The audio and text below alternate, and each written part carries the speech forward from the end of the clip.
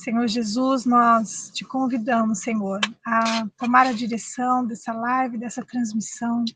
Toca, Senhor, nos lábios da tua filha. Fala conosco, Senhor, aquilo que o Senhor já ministrou no coração.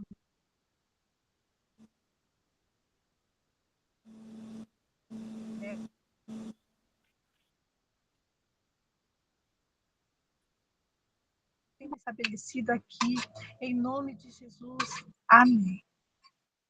Aí você pode fazer a meditação e quando você terminar, daí você já pode orar encerrando, tá bom?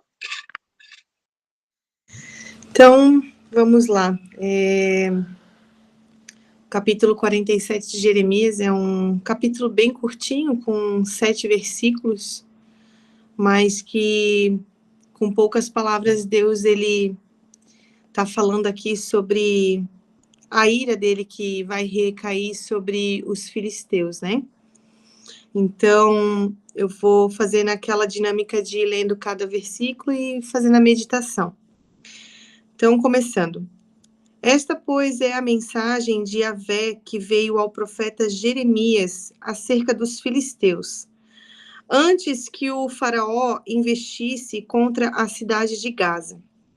Então, aqui só para a gente se localizar, uma informação de rodapé aqui da minha Bíblia, Gaza, ela situava-se na junção de estradas para as caravanas vindas do Egito e da Arábia. Ela foi atacada por Neco II, faraó Neco II, em 608 a.C. E aqui fala que possivelmente também por Ofra. Aí tem as referências bíblicas aqui, Juízes 1:18, 46:2, 2 Reis 23:29, mas eu não vou entrar nessa parte, tá? Então, aqui eu fiz algumas observações falando o seguinte, nesse momento do livro de Jeremias, o Egito ele estava prestes a invadir a Babilônia e as cidades costeiras, como Gaza, Ascalon, Ascode, Ecrom, que estavam no caminho e nos planos de ataque deles. Gaza, ela era uma cidade dos filisteus, mas naquele momento, a gente tem conhecimento, né, das histórias anteriores da Bíblia, que os filisteus eram um povo forte em questão de batalha, em questão de guerra, já havia atacado vários povos, principalmente os israelitas. Eles eram também conhecidos como o povo ferreiro que construía armas, né? E eles eram inimigos declarados do povo de Judá de Israel. Mas nesse momento aqui, onde está acontecendo essa situação, os filisteus já não eram tão fortes como eles eram anteriormente nos livros anteriores, que daqui a pouco eu vou citar. No passado, eles já haviam atacado por diversas vezes o povo judeu, e daí eu gostaria de relembrar alguns desses principais acontecimentos envolvendo os filisteus. Em Juízes 13:1, os filisteus, eles oprimiram os israelitas, incluindo a tribo de Judá, por 40 anos. Tem aquela passagem famosa onde Sansão lutou contra eles, né? Não vou entrar na leitura desse capítulo, tá? Em 1 Samuel 17, nós temos também a conhecida história do rei Davi, ainda quando ele era o pastor de ovelhas. E ele enfrentou o gigante Golias, que era do povo dos filisteus. Durante o reinado do rei Saul e do rei Davi, os filisteus também travaram inúmeras batalhas, oprimindo o povo, matando, saqueando e tomando alguns territórios. Os filisteus eram conhecidos como um povo pagão e idólatra. Adoravam deuses como Dagon, Astarote, Azerá, Beuzebu. Eles tinham diversas imagens, templos construídos para a adoração desses deuses. Tem uma passagem muito importante também, que foi quando eles roubaram a Arca da Aliança e eles zombaram de Deus, colocando a Arca da Aliança no templo do deus pagão deles, que é Dagon. Foi ali quando Deus se enfureceu e derrubou a estátua e ela se quebrou, né? A Bíblia, ela traz várias profecias contra o povo filisteu, devido a todos os pecados que eles cometeram e por terem ferido o povo escolhido de Deus. Aí aqui eu vou fazer algumas leituras. Em Isaías 14 e 28... Isaías 14, 28 fala o seguinte: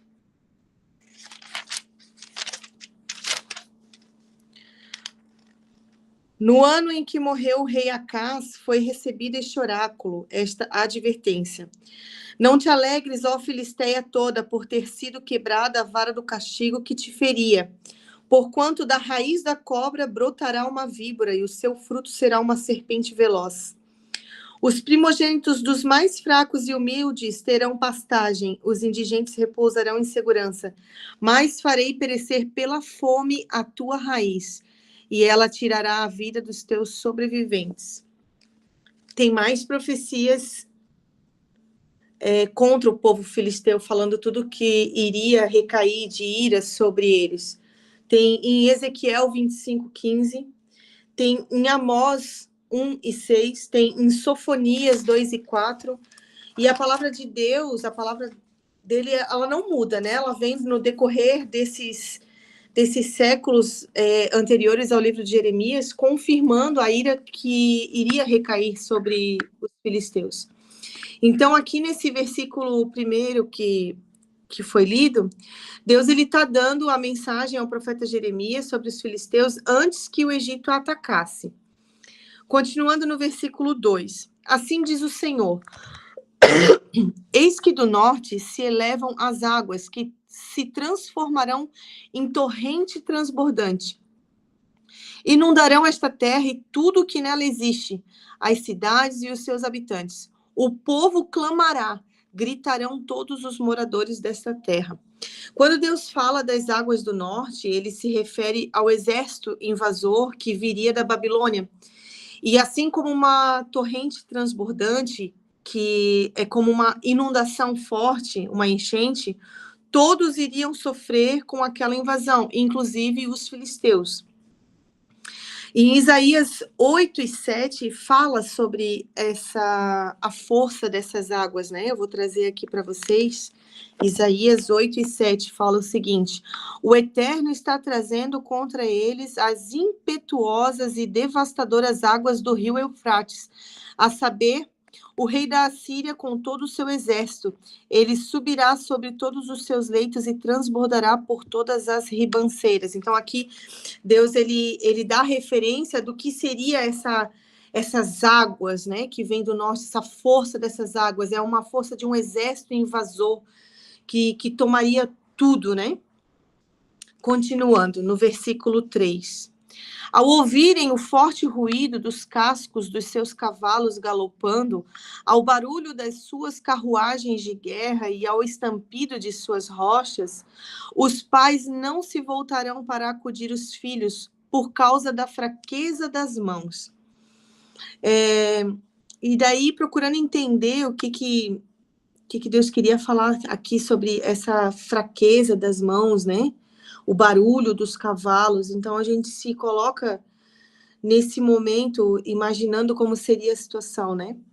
O barulho dos cavalos e dos carros, ele seria tão assustador, tão iminente, o perigo, o medo, ele seria tão iminente, o pavor dessa destruição que já estava ali acontecendo, que os pais eles não teriam reação para proteger os seus filhos. O medo ele seria paralisante. Eles não iriam conseguir correr ao encontro dos filhos e proteger eles. E quem já passou por alguma situação assim de medo iminente de morte,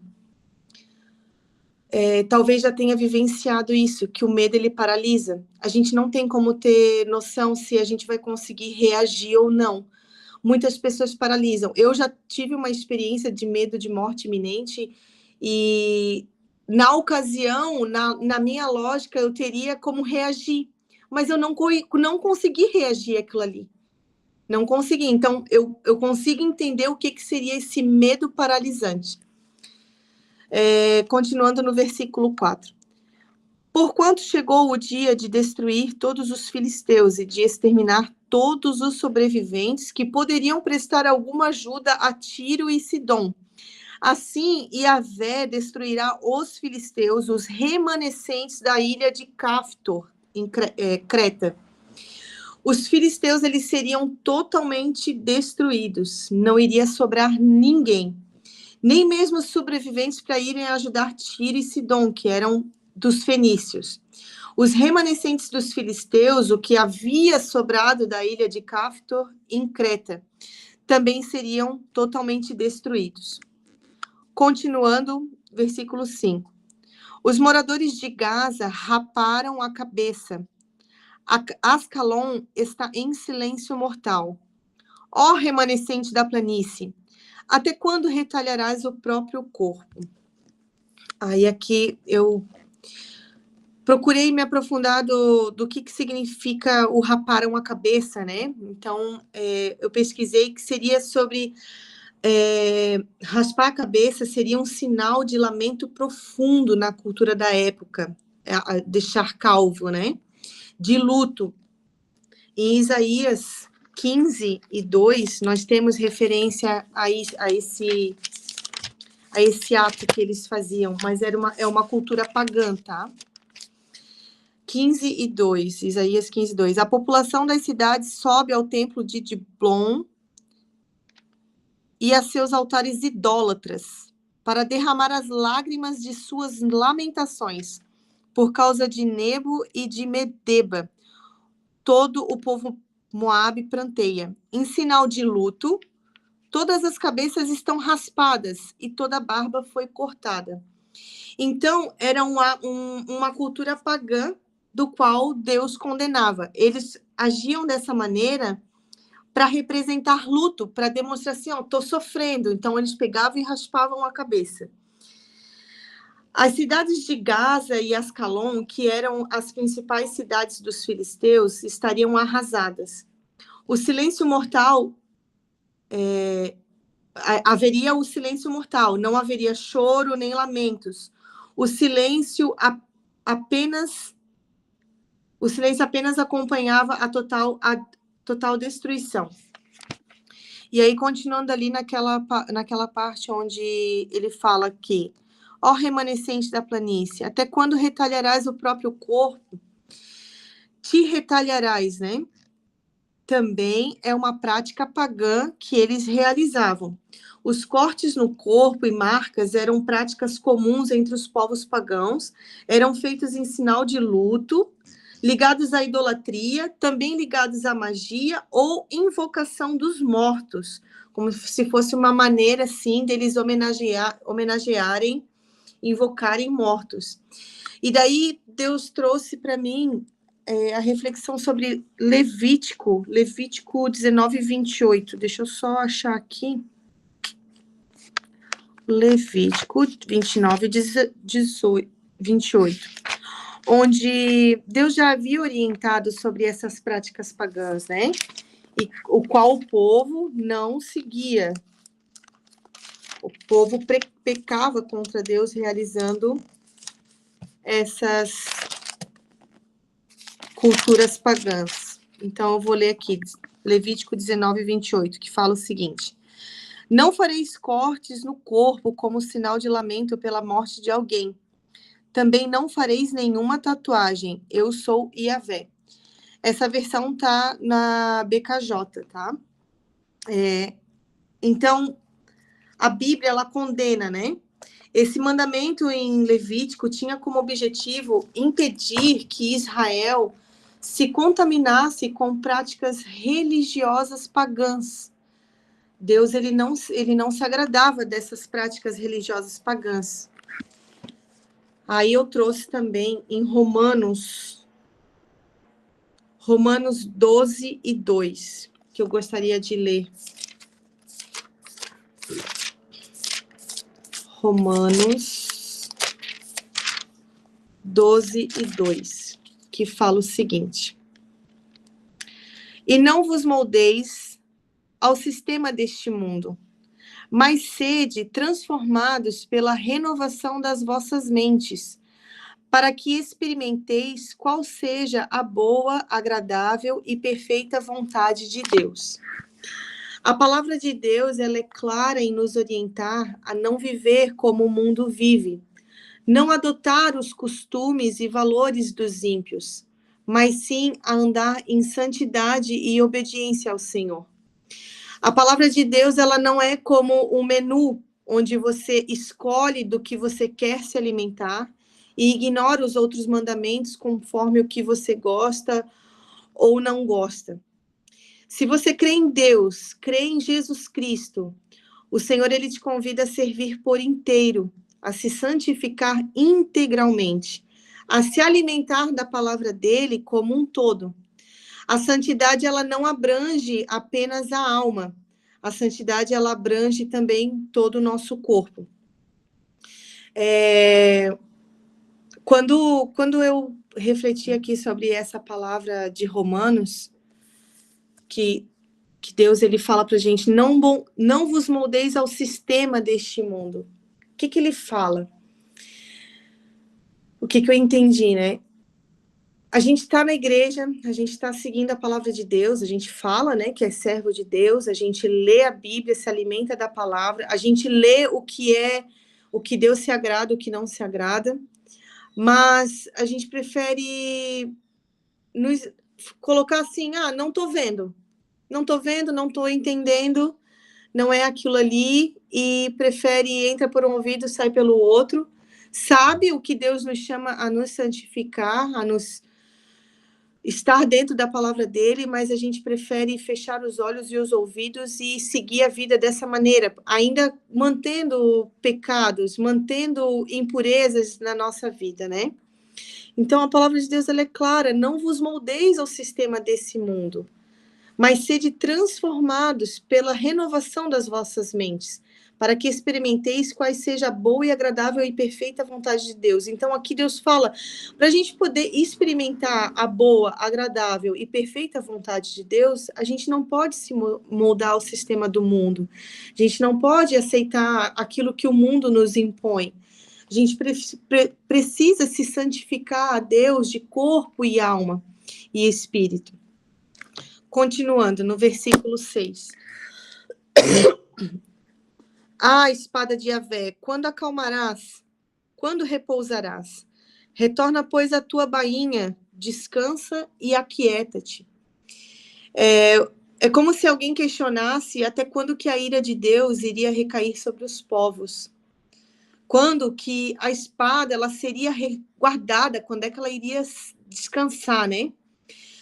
Só que a espada de Deus, ela se refere ao julgamento, à sua justiça contra os pecados, contra aquilo que precisa ser corrigido, né? E eu trouxe aqui uma palavra de Apocalipse 19 e 15, onde fala sobre a espada de Cristo como juiz, quando ele vai trazer o julgamento, né, o juízo final. Então, em Apocalipse 19, 15, fala o seguinte: uma espada afiada saía-lhe da boca para ferir com ela as nações. Ele as regerá com cetro de ferro, e ele mesmo é o que pisa o lagar do vinho, toda justa ira de Deus Todo-Poderoso. Toda justa ira de Deus Todo-Poderoso. Ou seja, a ira de Deus, ela é justa. Ela não é uma ira em vão, ela não é uma ira, uma violência sem propósito, né? Continuando, versículo 7. Mas como poderá ela se tranquilizar quando o próprio Yahvé lhe deu ordens, quando determinou que ataque violentamente Ascalon e o litoral? Como é que pode a espada parar se o próprio Deus deu ordens para a destruição dos filisteus e o litoral? Como é que pode a justiça de Deus parar se ele mesmo deu ordens para que seja extinguido o pecado, para que, por conta do pecado, seja feita a justiça referente às consequências, né? Pesquisando sobre esse capítulo 47 e essas referências na Bíblia, eu encontrei uma promessa que Deus fez à casa de Judá de entregar toda a faixa de Gaza. Lá está escrito em Sofonias 2, versículos 6 ao 7. Toda essa terra, junto ao mar, onde habitam os queretitas, se transformará em pastagem, com cabanas para os pastores e currais para os rebanhos. O litoral pertencerá ao restante da casa de Judá, para que se alimentem ali.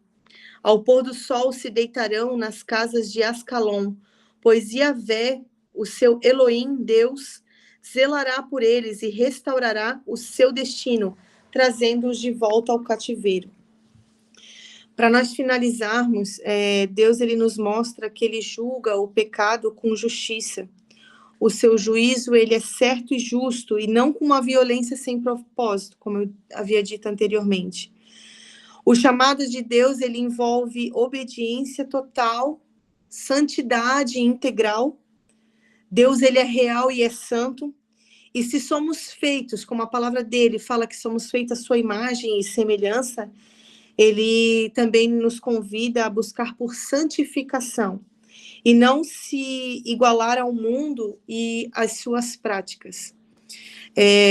Eu não pude deixar também de refletir nessa palavra tudo que nós estamos vivendo nesse momento, né, no mundo, o que nós estamos acompanhando nas notícias, essa guerra iminente entre Israel e o Irã, toda aquela região ali da faixa de Gaza, que é citada aqui na Bíblia, toda essa ira. Então, a gente consegue encontrar na palavra de Deus de onde vem todo esse fundamento, tudo isso que esse povo hoje está sofrendo.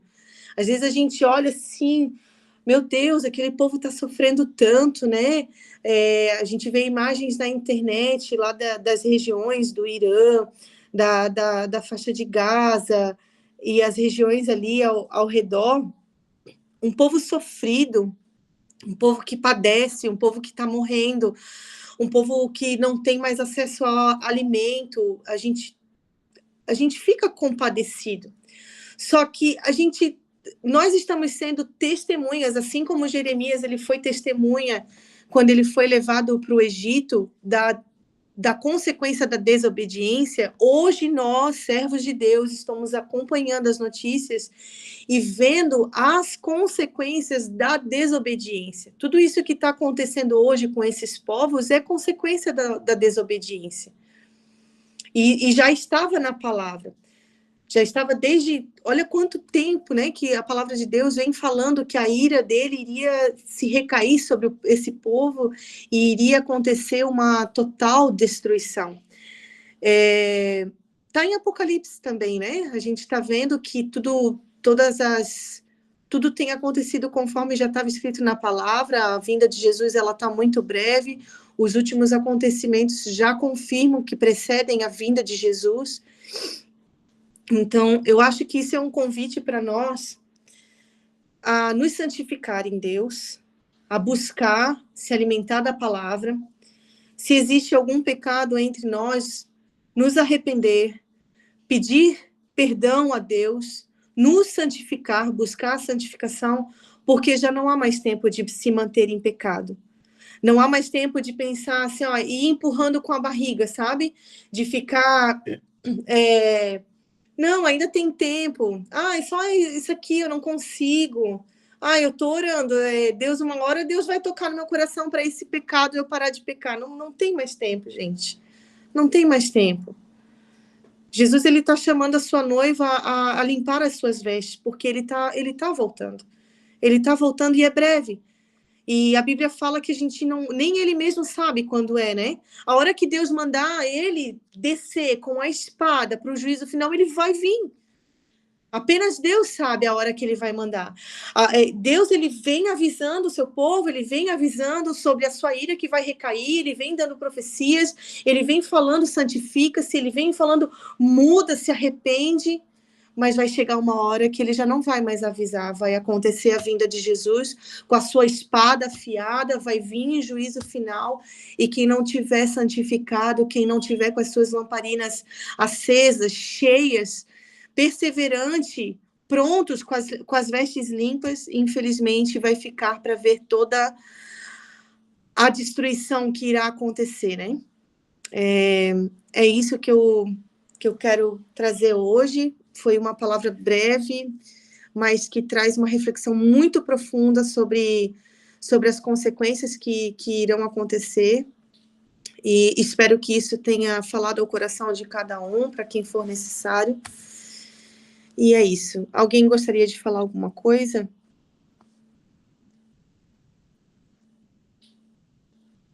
Acho que não, né? Então, eu vou orar, então. Senhor Jesus, eu quero te agradecer, Pai, por esse momento de devocional, Pai, por esse momento de alimentarmos, Senhor, o nosso espírito com a Tua palavra, a Tua verdade, Senhor Jesus. Pai querido, eu quero te pedir, Senhor Jesus, nos orienta, Pai, naquilo que precisamos nos santificar perante a Ti, Pai. Nos orienta, Senhor Jesus, nos aponta, Pai, aquilo onde devemos corrigir, Senhor, no nosso comportamento, nos arrepender, pedir perdão a Ti, Senhor, e nos santificar.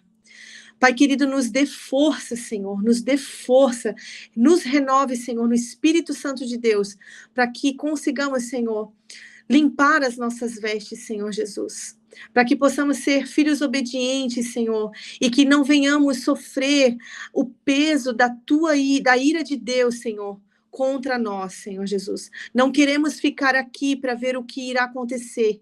Queremos ser arrebatados na tua vinda, Senhor Jesus. Queremos desfrutar, Senhor, da tua glória, Pai, quando iremos para o céu, Pai querido.